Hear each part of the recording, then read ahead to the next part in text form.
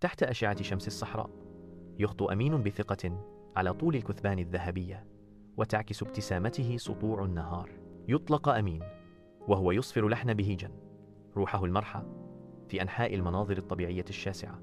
أعلن أمين: اليوم مثالي لمغامرة جديدة. في حرارة الصحراء يظهر خنزير بري أحمر يرتدي نظارات شمسية، ويدفع عربة مليئة باللوز اللامع والموز الوردي.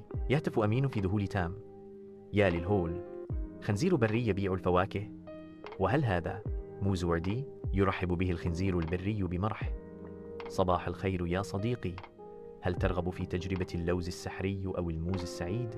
أجاب أمين بدهشة: نعم، من فضلك، لم أر شيئا كهذا من قبل أبدا. في الصحراء الشاسعة يقدم الخنزير لأمين موزة وردية وحقيبة صغيرة من اللوز. بينما يقضم أمين الموزة، تتحول الصحراء إلى مشكال من الألوان السحرية. يهتف أمين قائلا: طعمه مثل قوس قزح. يعلن الخنزير: فقط للمسافرين ذوي القلوب المغامرة، استمتعوا يا صديقي.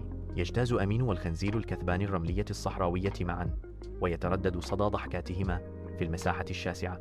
يتقاسمون الفاكهة تحت شمس الصحراء، وتتمازج أصواتهم مع قرع بعيد لجرس العربة. يواصل الراوي القصة بصوت هادئ ومؤثر: